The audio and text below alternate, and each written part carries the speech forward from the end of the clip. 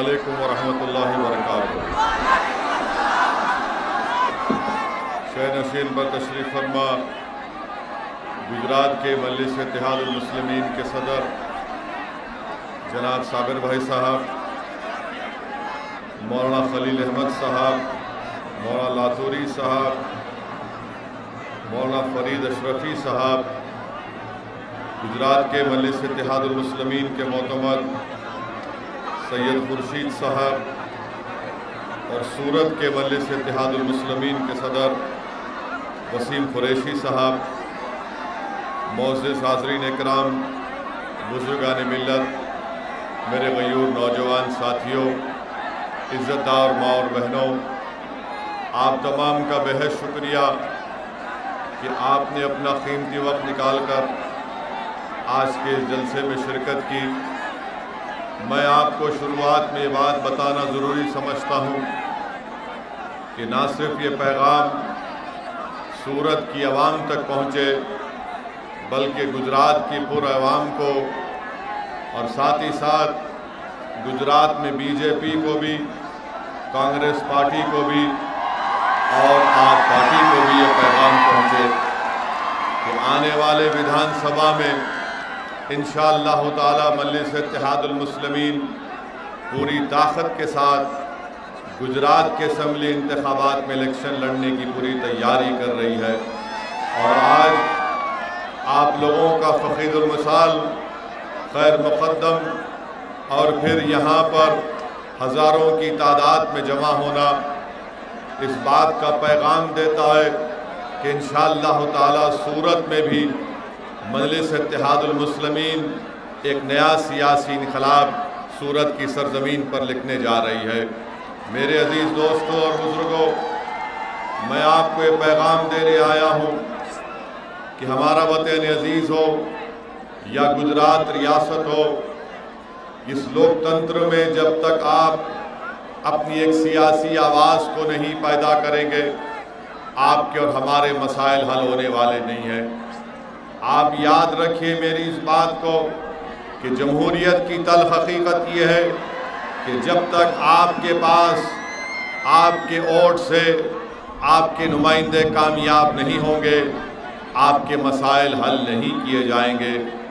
अगर गुजरात में और वतन अजीज़ भारत में अल्पसंख्यक समाज के मुसलमानों को इस बात की शिकायत है कि हम पर जुल्म होता है, हमको दबाया जाता है, हमको बेजा जेलों में डाल दिया जाता है, हमको कारोबार से महरूम कर दिया जाता है, हमारे घरों को और हमारे कारोबार की जगहों को बुलडोज़र से तोड़ दिया जाता है, तो याद रखिए आपको एक सियासी ताकत बनना है। मैं आपको खुलकर कह रहा हूँ कि सिर्फ मज़म्मती बयानात से मसलों का हल नहीं निकलता, सिर्फ जज्बाती तकारीर से आपकी बीमारी का इलाज नहीं निकलता, सिर्फ नारों से आपकी आवाज़ और आपके मसाइल हल नहीं होते। जमहूरियत में अगर आप इस बात को तय कर लेंगे कि अब हम मुत्तहिदा तौर पर अपना एक एक वोट अपनी पार्टी के नुमाइंदों के हक़ में डालेंगे, तो तभी जाकर आपकी आवाज़ को सुना जाएगा। सूरत की सरजमीन से मुझे आपके दरमियान में खड़े होकर बात करने का मौका अल्लाह ने फराहम किया। बताइए आज उन गरीब ठेला बंडी पर कारोबार करने वालों को उनकी बंडियों को हटाया गया क्योंकि वो अंडा बेचकर अपनी कमाई कमाते थे। उन गरीब बंडियों को हटा दिया गया जिन पर कोई चिकन बनाता था तो कोई मटन बनाता था, मगर हुकूमत ने ये कह दिया, हुकूमत ने ये कह दिया कि नहीं नहीं, तुम बंडी पर अंडा और मटन नहीं बेच सकते, तुम बंडी पर सिर्फ तरकारी बनाकर बेच सकते हो। मेरे अजीज दोस्तों और बुजुर्गों, ये संविधान के खिलाफ है, ये भारत के कॉन्स्टिट्यूशन के खिलाफ है। अगर सूरत में यहाँ पर आपके नुमाइंदे होते तो इस हरकत के खिलाफ, इस गलत फैसले के खिलाफ आवाज़ उठाते, बीजेपी के जुल्म के खिलाफ आवाज़ उठाते। मगर आज आप देखते हैं कि गरीब तो महरूम हो गया अपने कारोबार से, मगर कोई आवाज़ नहीं उठती है। मेरे अजीज़ दोस्तों और बुजुर्गों, मेरे गयूर नौजवान साथियों, याद रखो आप मेरी इस बात को, जब तक आप एक सियासी ताकत नहीं बनेंगे आपके मसाइल हल होने वाले नहीं है। गुजरात में आज मुसलमान 11% हैं और पटेल बरादरी के लोग भी करीब करीब उतनी उनकी आबादी है। मगर आखिर क्या वजह है? मैं गुजरात के मुसलमानों को पैगाम दे रहा हूँ कि आखिर क्या वजह है कि पटेलों की आबादी मुसलमानों की आबादी के बराबर है, मगर असेंबली में उनकी नुमाइंदगी करीब 44 है और मुसलमान के सिर्फ 3 MLA जीत कर जाते हैं। सोचो गुजरात के मुसलमानों, अगर आप एक तारीख बनाना चाहते हैं तो मैं आपसे अपील करने आया हूँ, इल्तिजा करने आया हूँ, गुजारिश करने आया हूँ कि एक हो जाओ, अपने अपने इख्तलाफात को बाजू रखो, मसलक चाहे तुम्हारा कुछ भी हो बराबर अपने मसलक पर चलो, मगर अगर इत्तेहाद के मज़ाहरे नहीं करोगे तो याद रखो जिस तरह उन बंडियों को हटा दिया गया, कहीं ऐसा ना हो कि तुम्हारी तारीख और तुम्हारी तहजीब को मिटा दिया जाए। अगर मसलक को जिंदा रखना है, शनाख्त को जिंदा रखना है तो सियासत में हिस्सा लेना पड़ेगा। और सिर्फ यह कह देंगे कि नहीं हम दुआ कर देंगे तो याद रखो सिर्फ दुआओं पर इक्तफा करने से कुछ नहीं होता, दुआ भी करना है और मैदान कारसाज में उतरकर अपने दुआओं के असर को देखना है। रसूलुल्लाह सल्लल्लाहु अलैहि वसल्लम ने मिंबर से भी खिताब किया और अहद के मैदान में अपने दंदाने मुबारक को शहीद करवाया। हक और बातिल की जंग में इमाम हुसैन ने अपनी जान के नजराने पेश कर दिए ताकि हक को कामयाबी हो सके। अगर आप सिर्फ सोचते रहेंगे कि कैसे होगा क्या होगा, मेरे अजीज दोस्तों और बुजुर्गों, एक मर्तबा आप मजलिस इत्तेहादुल मुस्लिमीन को मजबूत करिए, सियासत में हिस्सा लीजिए। याद रखिए किसी शायर ने बड़ा खूब कहा था कि जुदा हो दीन से सियासत, जुदा हो दीन से सियासत तो रह जाती है चंगेजी। अगर चंगेजी का खात्मा करना है तो सियासत में हिस्सा लेना है, अगर जालिम के जुल्म को रोकना है तो सियासत में हिस्सा लेना है, अगर वक्त के फिरौन और नमरूदों को रोकना है तो अपनी सियासत में हिस्सा लेकर अपने इत्तेहाद की ताकत पर अपने नुमाइंदों को कामयाब और कामरान कराना है। अगर कोई आपके दरमियान में आकर ये कहता है कि गुजरात की विधानसभा में अगर मजलिस इत्तेहादुल मुस्लिमीन के अरकान कामयाब हो जाएंगे तो क्या कर लेंगे, याद रखो गुजरात के मुसलमानों, याद रखो भारत के मुसलमानों, आप हुकूमतों को तब्दील नहीं कर सकते, आप अपने वोट से अपने नुमाइंदों को कामयाब कर सकते हैं। अगर कोई ये कहेगा कि अगर गुजरात की विधानसभा में मुसलमान अगर 5-10 मजलिस के कामयाब हो गए तो क्या होगा? अरे क्या होगा जब भारत की पार्लियामेंट में 540 के ऐवान में ये अकेला दीवाना आपकी दुआओं से खड़ा हो जाता है तो पूरी भारत की पार्लियामेंट को सुनना पड़ता है, पूरी भारत की पार्लियामेंट को सुनना पड़ता है। लोग बोलेंगे आपसे कि गुजरात में बीजेपी मजबूत है, बीजेपी की सरकार है, तो हाँ भारत की पार्लियामेंट में मोदी के 300 है, मगर अगर एक दीवाना खड़े हो जाता है तो 300 के सामने सच्चाई बयान करने का मौका मिलता है। तो ये मिजाज गिरामी आपको पैदा करना है।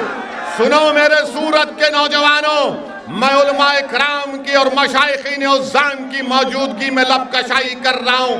सुनो आप मेरी इस बात को, मैं गुजरात को अपने लिए नहीं आया हूँ, मैं गुजरात को अपनी इज्जत और मकबूलियत या अपनी अना की तस्कीन में इजाफा करने के लिए नहीं आया हूँ। मैं अगर गुजरात को आया हूँ और आता रहूँगा तो एक ही मकसद है कि आपकी क़ियादत बने, आप नेता बने, आप लीडर बने, आपके दिलो दिमाग से खौफ दूर हो जाए, बराबरी का हिस्सा आपको मिले और आपको इज्जत की निगाहों से देखा जाए। मेरे अजीज दोस्तों और बुजुर्गों, ये उस वक्त मुमकिन है जब आप मुत्तहदा तौर पर मजलिस इत्तेहादुल मुस्लिमीन के हक़ में अपने वोट का इस्तेमाल करेंगे। इल्ज़ाम लगाने वाले इल्ज़ाम बहुत लगाते हैं, कोई इल्ज़ाम लगाएगा कि ओवैसी के भाषण से बीजेपी को फायदा हो जाता है।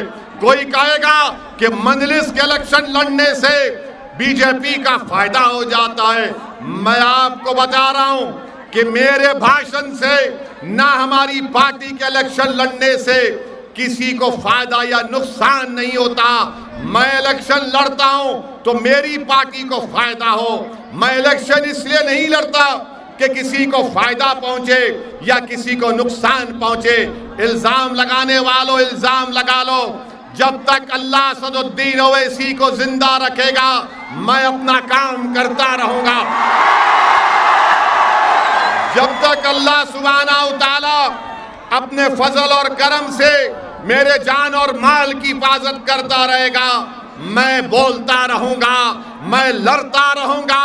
हाँ, कोई गम की कोई बुरी बात नहीं है कि अगर मैं खड़े होकर ये कहता हूं कि मैं भारत के गरीब और मजलूम आवाम के लिए एक आवाज उठाता हूं। मुझे कोई शर्मिंदगी नहीं है इसमें, इस बात को कहते हुए मुझे कोई शर्मिंदगी नहीं है अगर मैं खड़े होकर कहता हूं कि मैं दलित और आदिवासियों के हुकूक का मुतालबा करता हूं। मुझे कोई डर नहीं होता अगर मैं कहता हूं कि भारत के मुसलमानों को संविधान के मुताबिक उनका जायज मुकाम मिलना चाहिए, तो कोई डरने की जरूरत नहीं है। भारत के मुसलमानों, सूरत के मुसलमानों, गुजरात के मुसलमानों, हमको अपना हक हासिल करना है। हम अल्लाह से डरने वाले हैं, किसी इंसान हुकूमत से डरने वाले नहीं बन सकते हैं।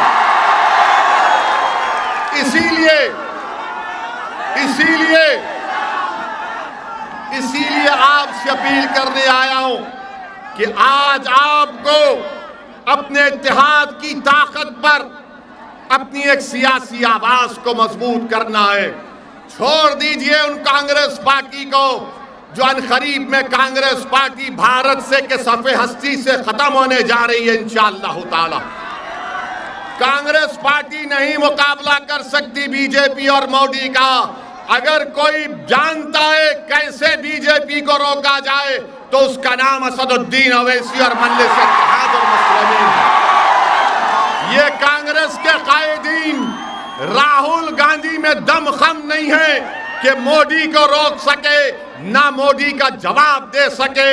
मेरे अजीज दोस्तों और बुजुर्गों, पिछले 25 साल से गुजरात में बीजेपी कामयाब हो रही है। मजलिस इलेक्शन नहीं लड़ी तो कैसे बीजेपी कामयाब हो रही है? तो मालूम हुआ कि गुजरात में बीजेपी और कांग्रेस का एक टाका है, एक रिश्ता है। अगर आप कांग्रेस को वोट देंगे तो वो जीत कर बीजेपी के पास चले जाएंगे। जैसा कि पिछले विधानसभा के चुनाव में कांग्रेस के 12 विधायक जीतकर जिस तरह असेंबली के इलेक्शन के बाद कांग्रेस के 12 विधायक जीतकर बीजेपी में चले गए, मोदी के गोद में बैठकर चाय पीना शुरू कर दिए, मगर आज हम पर इल्जाम लगाया जाता है कि मजलिस इत्तेहादुल मुस्लिमीन के इलेक्शन लड़ने से यहां पर इनका फायदा होगा या इनका नुकसान होगा। मेरे अजीज दोस्तों और बुजुर्गों, थोड़ी देर के लिए इत्मीनान के साथ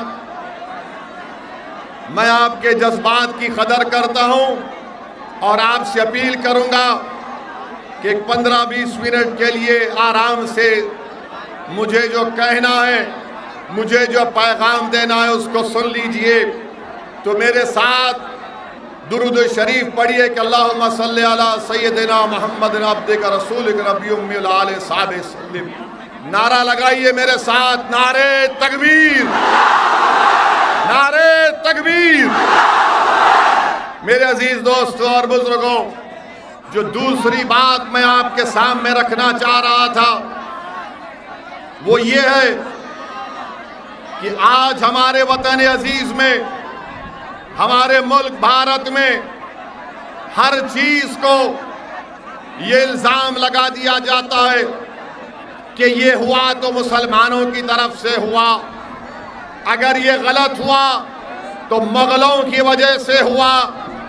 हम उनको बताना चाह रहे हैं, बीजेपी और आरएसएस के लोगों को, मैं सूरत की सरजमीन से देश के प्रधानमंत्री नरेंद्र मोदी को पैगाम देना चाहता हूं और ये बात साफ और वाज़े तौर पर, ओ भाई रुक जाओ, साफ और वाज़े तौर पर कहना चाहता हूं कि कहा जाता है कि मुगलों की बात करते हैं।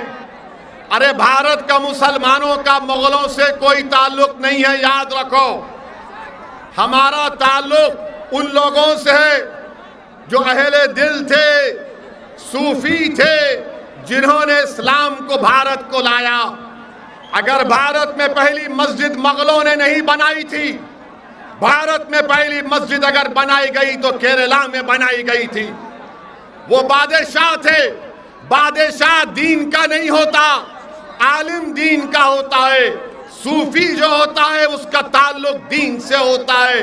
मगर बीजेपी मुगलों को मुसलमानों से जोड़कर कहती है नहीं, वो 600 साल पहले ऐसा हुआ था,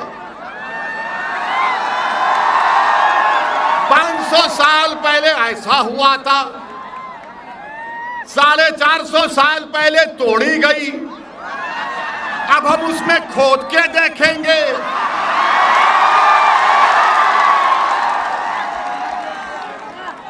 आप बताइए, भारत की तारीख क्या मुगलों से शुरू होती है?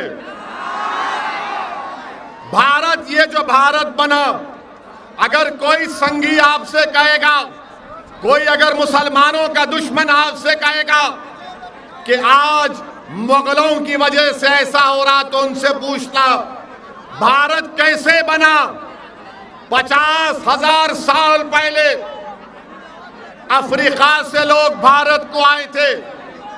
कितने साल पहले? 50,000 साल पहले। 40,000 साल पहले ईरान से किसान आए थे। 30,000 साल पहले स्टीप से लोग आए थे, स्टेप से लोग आए थे। इसके बाद लोग आते गए तो भारत बना। मगर बीजेपी को अगर कोई नजर नहीं आता, खाली मुगल नजर आता है इनको। अब आप बताइए कि क्या बादशाह अशोका ने लोगों का कत्ल नहीं किया? बादशाह अशोका ने हजारों लोगों का कत्ल किया। बोलो आरएसएस वालों, अशोका के बारे में तुम्हारी राय क्या है? क्या यह बात सच नहीं है कि पुष्यमित्रा ने बुद्धों की मंदिरों को तोड़ा? इसकी बात क्यों नहीं करते बीजेपी और संघ परिवार के लोग? मगर बोलेंगे नहीं, ताजमहल के नीचे जाकर देखेंगे, ताजमहल के नीचे क्या मिलेगा आपको? नहीं, हम खोद के देखेंगे क्या मिलेगा। तो क्या मैं भी खड़े होकर कह दूं कि देश के प्रधानमंत्री मोदी जिस घर में रहते हैं उसके नीचे भी मस्जिद है, खोदी जाए?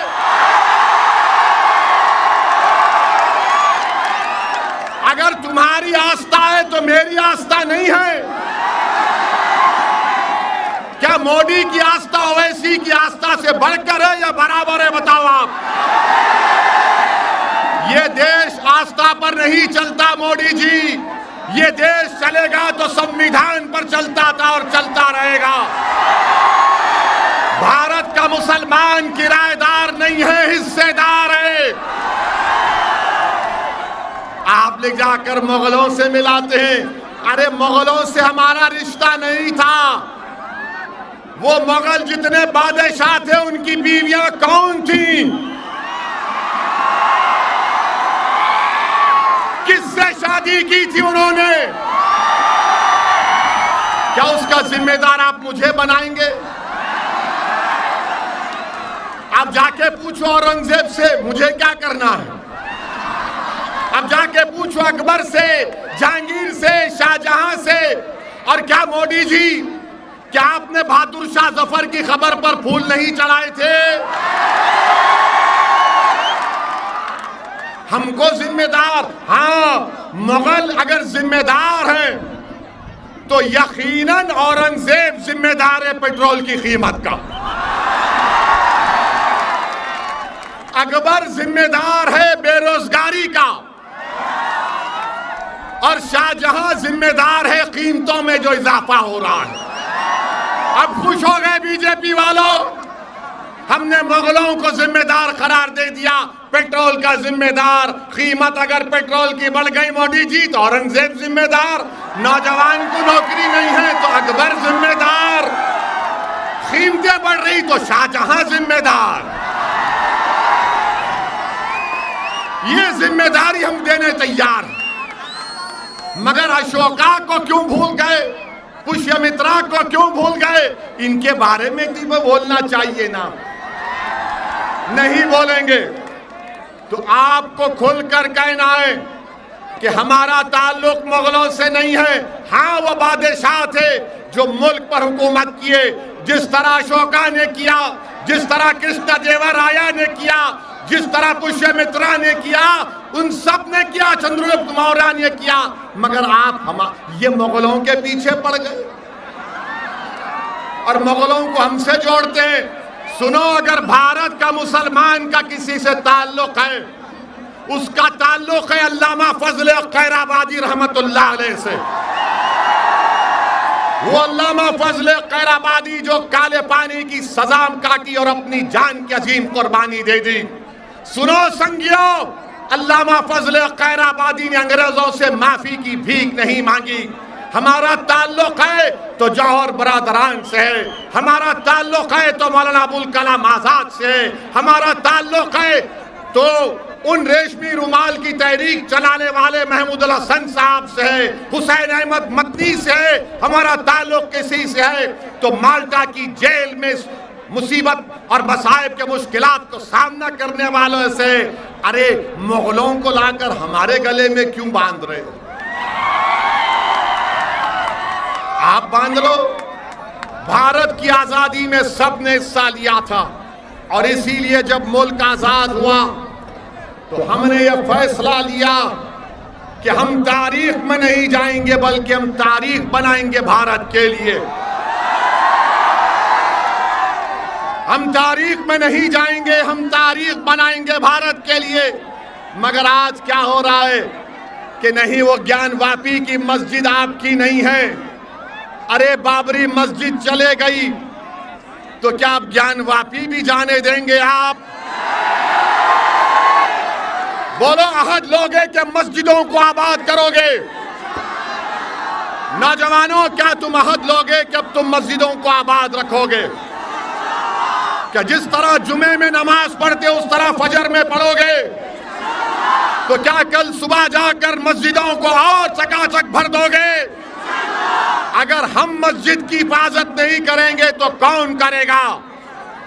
और जब ज्ञानवापी मस्जिद का मसला उठा तो क्या कांग्रेस ने बोला? क्या बोला कांग्रेस ने?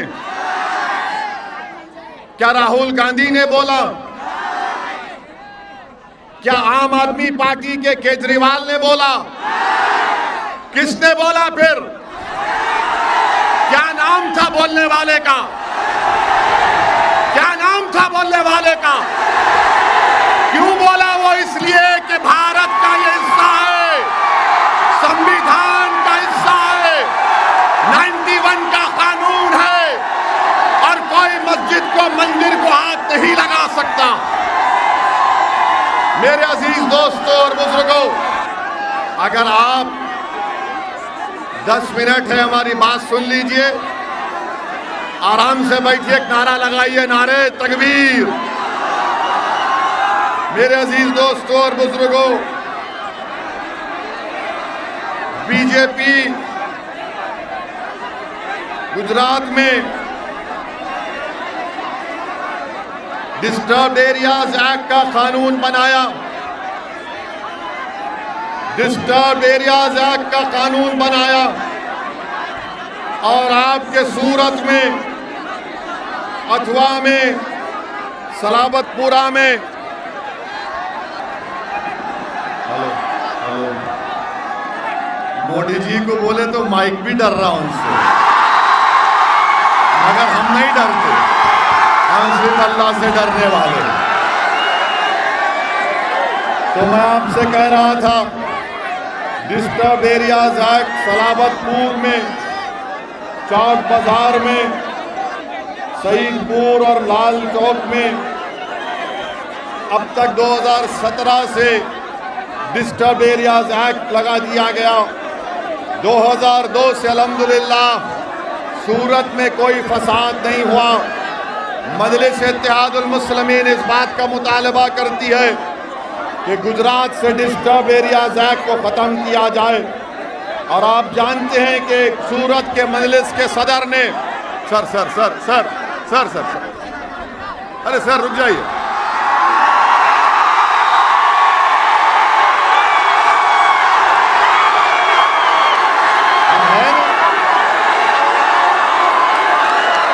सूरत में मजलिस के सदर ने यहाँ पर जो फलाई काम किया, मैं उनको मुबारकबाद देता हूँ।